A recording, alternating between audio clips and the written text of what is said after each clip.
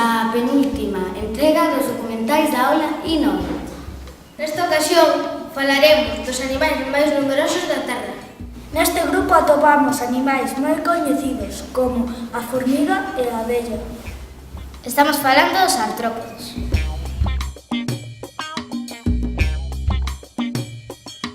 Os artrópodos son os animais máis numerosos da Terra e representan os 3/4 do total.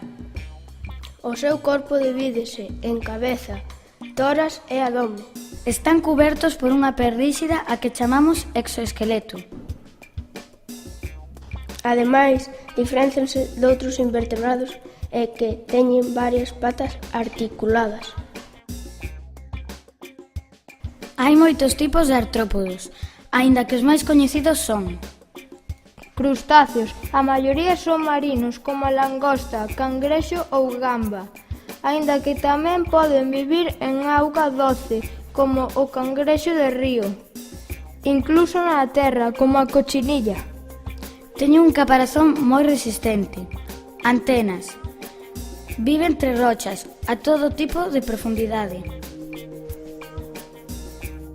O seu corpo divídese en cabeza, con antenas moi sensibles, tórax ou corpo e extremidades, entre as que destacan dúas pinzas que lle axudan a atrapar e reter as súas presas.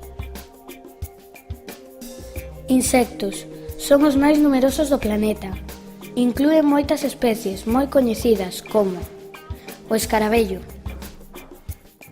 Os escarabellos posiblemente son os animais máis variados do mundo, xa que existen moitas especies diferentes.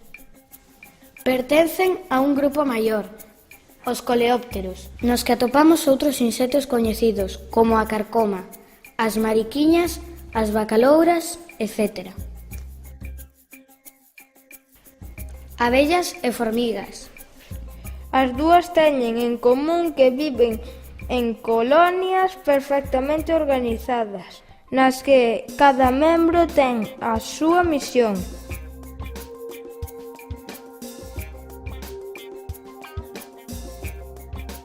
As abellas desempeñan un papel fundamental na natureza e no equilibrio ecolóxico, xa que son os animais que contribúen á polinización e reproducción das plantas. Do néctar que obteñen das flores fan un dos alimentos máis saludables, o mel. As formigas é outro reino moi especial, xa que existen moitas variedades. Algunhas poden incluso chegar a ser moi perigosas, como a marabunta.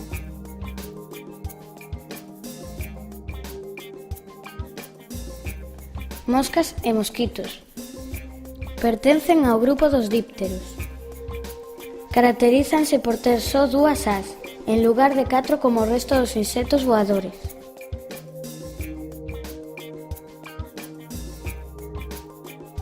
Mariposas. Son un dos insectos máis coñecidos e apreciados da natureza, polo seu colorido que en realidade sérvelle para camuflarse entre as flores. As máis coñecidas son as diurnas, aínda que as máis numerosas son nocturnas e chámanse comúnmente polillas. Igual que moitos insectos, o seu aspecto cambia ao longo da súa vida. Así comeza sendo unha larva parecida a un gusano ao que chamamos oruga. Despois péchase nunha especie de caparazón chamado crisálida, onde sofre unha metamorfosis ata transformarse nunha mariposa.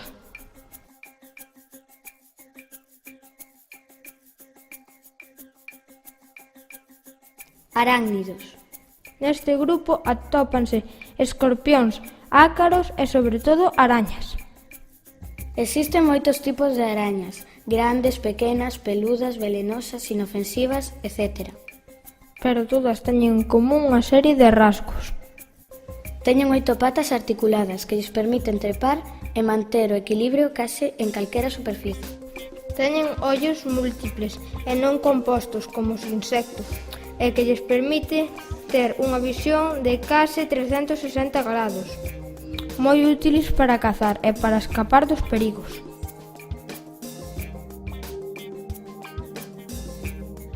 Tecen unha seda moi resistente, coñecida mundialmente como a tea de araña, que lles permite atrapar o seu alimento, crear un refuxio ou suspenderse no aire, como Spiderman. Miriápodos.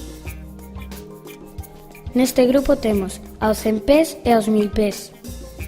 Teñen entre 1000 e 100 patas articuladas, polo que poden alcanzar grandes velocidades en relación ao seu tamaño. A maioría prefiren os espazos húmidos e escuros, aínda que todos son terrestres.